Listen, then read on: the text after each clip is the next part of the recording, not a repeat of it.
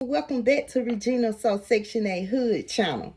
Okay, today we're going to talk about when I worked on this job and my co-workers got me fired. Okay, when I first got on Section 8, I wasn't working. So it was a requirement for everybody that was an able body on the program to work. So once you got 65, you don't have to work. Once you get on disability or SSI or something like that, they don't require you to work. So I had to work. So my friend Tanya, we previously worked at this daycare center for a long time, and we became good friends, and my daughter and her son became good friends. Okay, let's get straight to the story. She told me that they were hiring on her job.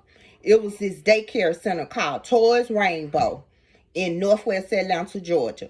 So she said, Regina, they hiring on the job. She said, you need a job? Come on out there and get you a job. I'm quite sure they'll hire you. So when I get out there, I talked to the lady and everything who owned the daycare center. What was her name? I forgot her name. Miss Betty. So I talked to Miss Betty on the phone. She told me to come on out so she could do an interview or whatever. She wanted to see how I work with the children. So when I got there, Miss Betty wasn't there. So the lady who was over it, I guess she would be the director or whomever, she just told me to go in the back in the classroom and just do what I do, work. Baby, when I got back there, the kids they were doing something at the table. They probably were coloring or something. They had coloring pencils, paper, and stuff like that. And when I got back there, I shut all that down. We put all that up, and we started circle time. Now, you got to keep in mind, these weren't just one-aged kids. It wasn't like the 1 and 2 year olds or the 3 and 4 year olds. It was all ages. And it was about 20 of them, y'all. So, I got them going. You know what I'm saying? Because that's what I do. So, I got them singing. I got them marching around the table. I got them hollering out the alphabets and the numbers and stuff. You know what I'm saying? So, the lady who was over the center while Miss Betty wasn't there, she called Miss Betty. Miss Betty didn't pick up. So, maybe like 15 minutes later, Miss Betty called back. So Miss Betty was asking her questions. I don't know the direct what questions that Miss Betty was asking her, but the lady responded to, this might be exactly what you've been looking for. This lady right here, this might be the one right here. So I still hadn't met Miss Betty physically. Only talk to her on the phone. Now keep that in mind. So, after I finished with the children and everything, we did circle time. Like I said, we did music. We marched. You know, marching is considered as a, I forgot what you call them. Come back to it. We learned it in a class. But the children use all of their mobile skills and stuff. You know, they moving and stuff. And then they got to concentrate on marching in line together and stand in the rhythm of everything. So I had them doing all that, baby. They sat down on the floor. You know, we did the alphabets. You know, I was trying to see where their mind was at. Who knew whatever. The lady hired me on the phone, y'all. To make a long story short, she hired me on the phone. Okay. The person that was actually over that class was at lunch. So when she come back from lunch, the children have already been, everything had been done. You know, she came on in there, you know, and the lady who was over the center, I really don't want to call her a director because she wasn't director type. She was really like country, old-fashioned, like, you know, she been there probably since Miss Betty started the center or whatever. So, you know, the lady, Miss Betty probably gave her a little lead way, you know, run things when she ain't there. But I don't think she would direct the type because she couldn't even read, y'all. Let's just keep that in mind. So I'm going to tell you how she couldn't read. We're going to get back to that, how I found that out. But anyway, so the lady come in from lunch, y'all. So she trying to figure out what going on, baby. I had done did everything with the children. They had done went outside, ate lunch, and was laying down. So the lady who was over everything, she told her what was going on. You know, I was in a trial period. They was saying how I can manage the kids and what I know and stuff like that. So during my trial period, I came to work the next day. I worked different shifts, but I mainly worked morning shifts and weekends. So when I came back the next day, they assigned me to work in the baby room. So I ain't care. You know what I'm saying? I just really needed a job. So I'm working in the baby room. The baby room is the first room when you walk in the door. As soon as you step in the center, that was the baby room. But let's move forward. I worked in every department in there. I worked in the baby room. I worked in the 1 and 2 year old class, which was right next to the baby room. It was a big open space. I worked with the 3 and 4 year olds, the after schoolers. I cooked everything, served the kids, you know, everything. So boom, let me tell you what happened. So finally met Miss Betty. So Miss Betty was cool with me. She was cool with Tanya. She really loved it, Tanya. So that's why she accepted me that's why she wanted me to be an employee, because she knew Tanya would refer a good person. So that's how her close on Tanya was. So one day, Miss Betty called and I answered the phone. So I was like, "Good morning, Toys Rainbow. How may I help you?" So she was like, "Hello, excuse me?" And so I said, "Good morning, Toys Rainbow. How may I help you?" So she was like, "Who is this?" And so I said, "This is Miss Regina." So she said, "Oh, okay, I like the way you answer the phone." You know, she said, I wasn't expecting that. She said, I was only expecting a hello. So different professional things that I did, she was cool with it. She liked it. It was something, I guess, that the other employees wasn't doing. So one day she told me, she said, "Regina," she said, "Miss Regina," she said, "come in the office for a minute." So I went in the office. She said, "I need somebody to help me with this paperwork." And then I said, "Okay." She said, "I need somebody to, every time the food people visit, the paperwork has to be in order." And what I'm saying about in order is, it has to coincide. The meals, each meal has to be a certain way. Each meal counted had to coincide with how many kids ate. You know what I'm saying?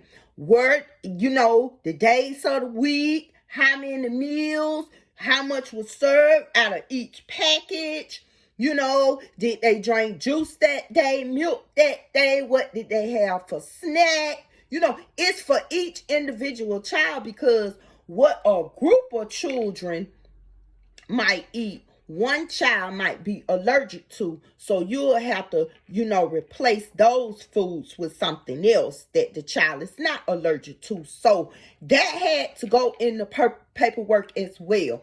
And then it was a 24-hour daycare, which I never worked 24 hours. That's something that I never do on nobody's job. And I had small children. So it was a 24-hour daycare. So therefore, you had to count the meals in the daytime for daycare. Then there's after school care. Then there's night care, overnight care, and all of these children eat. And in the evenings, there's dinner and there's snack after dinner, So all of this has to be in the paperwork. Keep that in mind.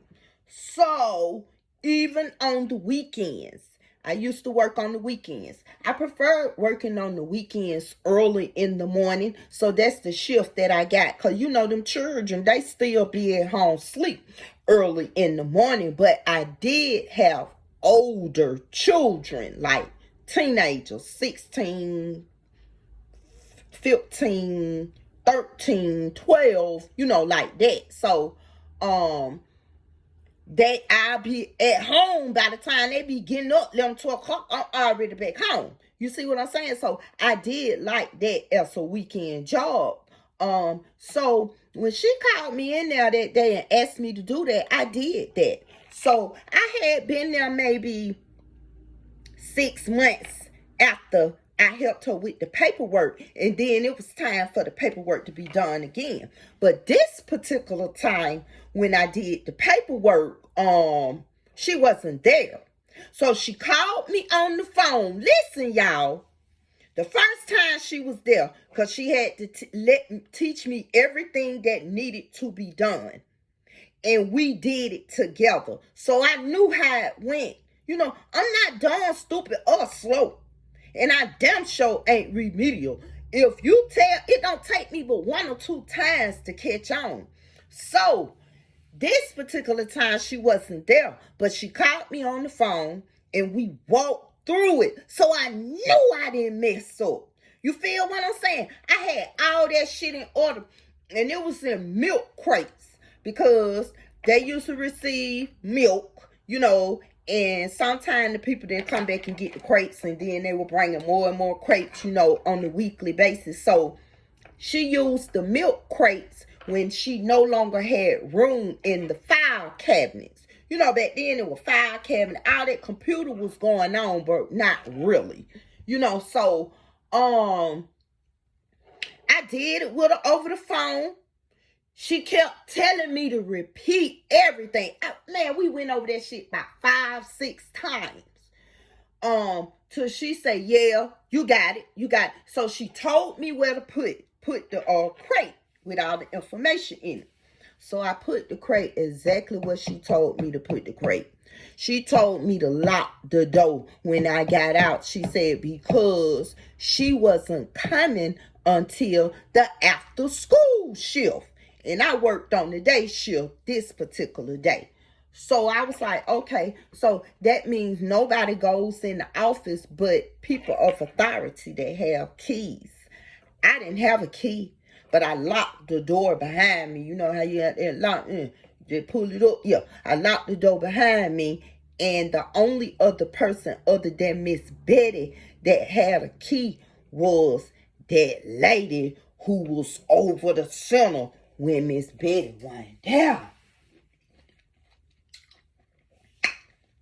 So, boom. The next day came, the food people came out there. I didn't work the next day. I was scheduled to be off. The food people came out there. They came around 10 o'clock a.m. I never forget it. So Miss Betty called me. She called me before she got to the center. She called me like 8:47, something like that. So she asked me, did I put the crate in the right spot? So I said, yeah. And so she asked me, did I lock the door behind me? I said, yeah. So she get to the center, and she called me like 10 some. And we talking about the paperwork. She hadn't even looked at the paperwork yet. So it was time for the meeting. After the meeting, that lady called me and told me all that paperwork was fucked up.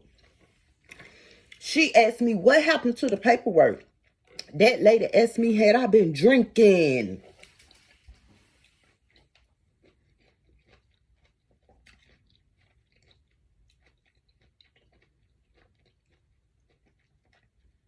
told her, I said, no. I said, and I wouldn't dare drink on a job. And she said, Miss Regina, she said the paperwork was messed up. She said the paperwork was out of order. And she said, and some of the paperwork was scribbled. And I was like, what? She was like, yeah.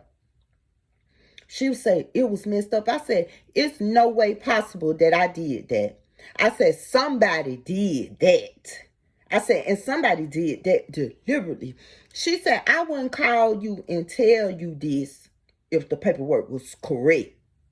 She said, she told me that she applauded my work. She knew that I knew what I was doing. I'm a smart motherfucker. You know what I'm saying? So I can read, write, do record keeping. Record keeping ain't doing nothing but your taxes. We learned record keeping at Thera High School, baby, in 9th grade. So I know how to add that shit up and subtract it and multiply it, put the decimal right here. I know what I'm doing. So when it came to that food paperwork, baby, I can do it now. I can do it now. It might have done switched up a little bit and add a little bit more to the menu. You know, since menus have changed, a lot of people not eating red. They not required. They don't want their kids eating red meat. A lot of children are vegetarians. They don't eat them but fruits and vegetables. You know what I'm saying? So they probably done switched it up a little bit. But baby, it don't take me but one study hall to get it. And do you know that lady gave me she gave me a week. She gave me a week in the street. So after that week, I went back to work. And when I got back to work, I told them bitches. And that's when I got fired. Because I told them bitches. I said they were sniggering and shit. You know, I wasn't going to approach him at first, you know what I'm saying? But because I needed the job, had 5 children.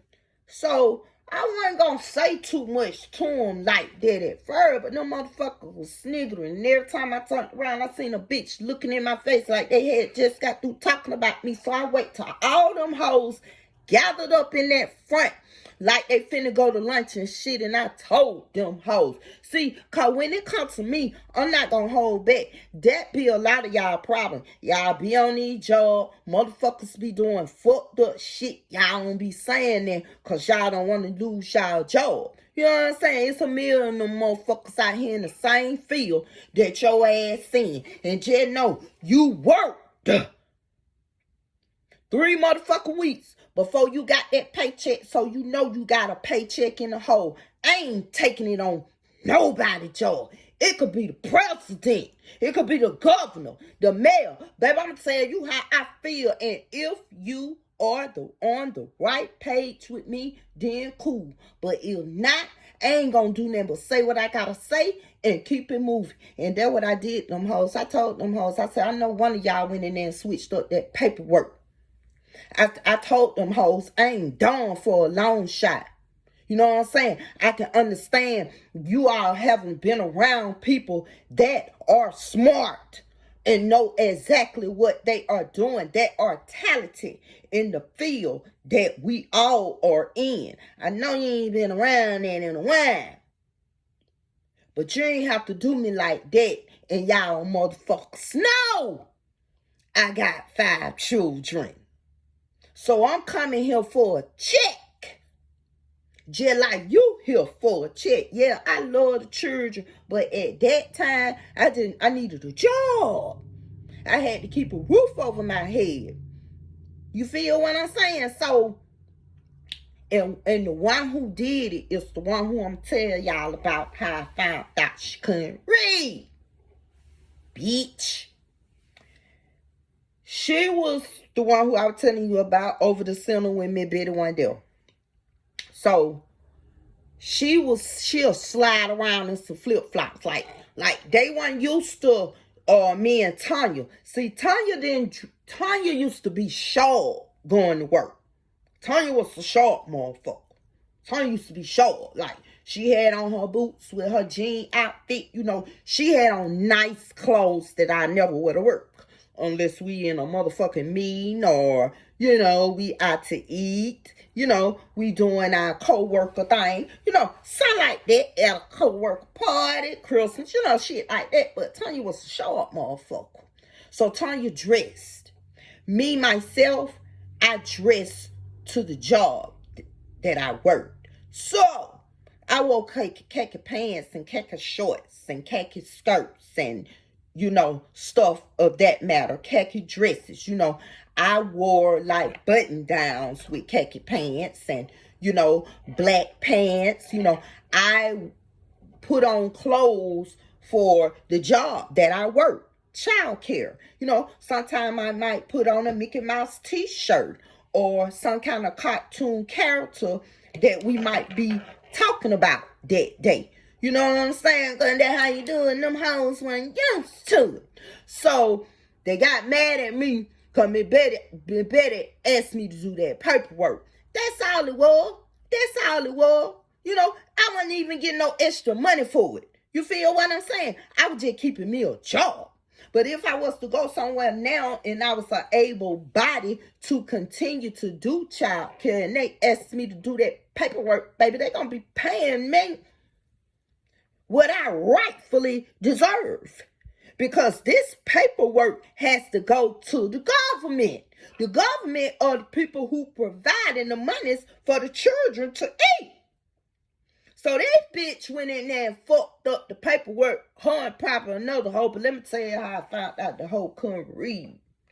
In the meantime, in between time, when I'm telling these hoes this, a parent walk in. So I shut up. Parent sign in, give me her child. I know who the parent is. It's a baby. I'm in the baby room. I know all the parents of the babies. You feel me? So, when the parent go out, she go to the log. One of her so-called friends, supposed to be everybody's co-worker, she asked her, say, what do it say? Who is that? You know what I'm saying? Bitch, you said somebody named like Kenya Palmer. Get what that motherfucker name was, Mary something. So I knew she couldn't read. It wasn't no Kenya Palmer on the page, period. So when I got it from her. Cause I'm the teacher, the caregiver of the baby room. So when a parent come in and drop their kid off and they sign off on it, since I'm in the baby room, I have to sign off on it too. You feel what I'm saying? You got to put the date, the time, the child name, the parent name, and the teacher name. Signatures. So I'm looking at it and I'm asking, who the fuck is Kenya? Or whoever the fuck she said. Where that's at on the paper? So I give her the clipboard and the paper and she say right here. So her friend who next to her, she said, well, she said, ain't no Kenya Palmer on this paper. So, bitch, we knew you couldn't read then. You went in that motherfucker and you fucked up that paperwork. You know, and that's where the jealousy and stuff come in. You know what I'm saying? She used to wear damn near dusters to work. You feel what I'm saying? With a slip under it and everything and have on them slides. Sliding around like she at home cooking, going back and forth from the kitchen to the living room, watching TV. You feel me? So, of course she didn't like me. She probably thought I was going to take her position, but bitch, you was making the same amount that me and Tanya was making, and you were doing that. You weren't even benefiting from what you did. The only thing that you did do, bitch, is made me cuss your motherfucking ass out to me. Betty called and told me I had to leave. And get what I said? I done been put out of better places. I got my grip. I told them children, God bless them. I see them at another center. And that's what the fuck I did. You feel what I'm saying? And God's so good. I got a job in them next 2 days. Just know that. And get what? I came in on the pay period and got paid that same week. Don't play with God and his people who do right. And get who when the next time I seen this hoe. Yeah, she was on Cleveland Avenue. Sliding down Cleveland Avenue with her little girl. Because she had a little girl. She was older than me. She had a young child too. You know what I'm saying? And I seen the sliding up and down Cleveland Avenue. You know Cleveland Avenue. They be talking about Cleveland Avenue and that young thug tribe with them niggas used to trap out at. Yeah, that's what she was at. Still looking the same. Still look like she had on a duster with a slip. And sliding in them goddamn shoes. Them flip-flops or whatever you call them. But yeah. She didn't like me. And what she was trying to do was, she was trying to get them other co-workers not to like me as well. Let me tell you something. One of them I still talk to right today. I probably ain't talked to her in about 3 months. I bumped into her about 3 months ago. I got a phone number and everything. She run her own daycare center. You feel what I'm saying? Her in-home child care. So, them people weren't against me. It was her. And she thought everybody was going to get on board with that. But what I was so upset about was how Miss Betty took it upon herself to just truly believe that I messed up that paperwork. And she knew I was smart as a whip. Some of the stuff that was going on the paperwork, she had it wrong. I told her it was wrong. We had to go look it up and find out the correct information. That was like one of the only reasons the computer was there. Because the only reason that the computer was there was to log them children in, you know, and what food and this and that and the other. You know what I'm saying? Not only did they have it on the computer, they had it manually as well. So when them people come in there, they already done synced it on the computer. So when they get in there to look at that paperwork, they got to look at the paperwork. They got to go in the deep freezer, the refrigerator, everything that you don't put on that paperwork. They looking for it when they get there. And the paperwork was fucked up. That hoe didn't like me. So beware of the ones that's giggling in your face at work. As a matter of fact, don't even make friends with them motherfuckers. You know the right ones. You know when this good spirit hit you and when the bad spirit say, you tell it, get back. You know. You'll feel it. I felt it, but I was like, fuck them hoes. I'm just here for a job. You know what I'm saying? I wasn't trying to be nobody friend. I wasn't even trying to be my bed friend.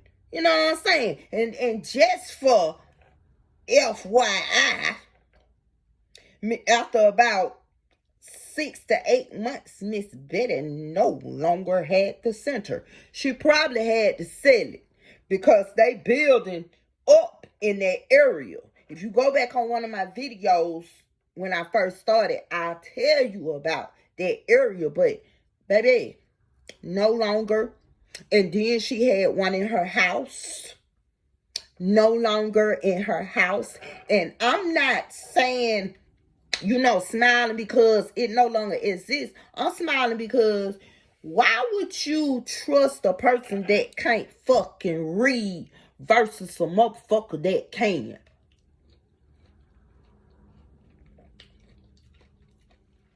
Why, as a businesswoman or a business person, would you even have a illiterate person running your establishment when you're not there?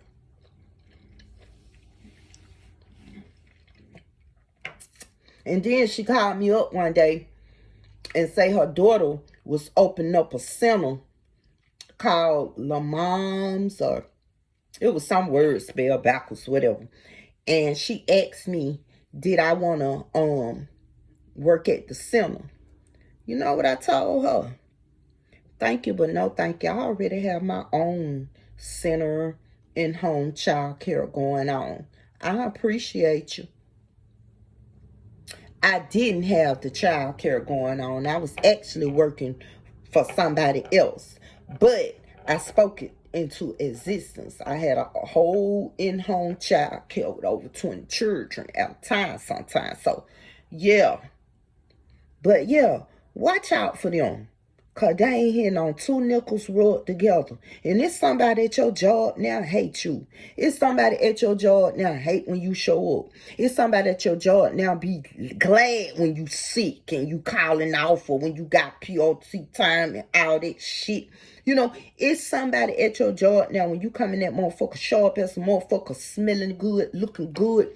The top people, they acknowledging your work and shit. Them motherfuckers mad as hell because they been there longer than you, and you done came in there and got all this attention and you done got a raise already. So they mad. Look out for them. Look out for them. I'm telling you, it's just so weird, because you would think that a person would congratulate you. Man, if a bitch came up in my job and I've been on that job honest while I ain't never did no paperwork, I would have been asking that bitch, how you do that? You feel me? Teach me how to do that. But now, you know, you getting mad at the motherfucker who you can learn from. That's what I be talking about. You know what I'm saying? So watch out for these folk, y'all. I always walk, and when they tell you be aware of your surroundings, that not only mean when you out and about, look around, make sure ain't nobody following you, you know, you got your bag clutched to you. That don't only mean that. That mean when you in at work, be aware of your motherfucking surroundings. And I'll be back. Yeah, I come back.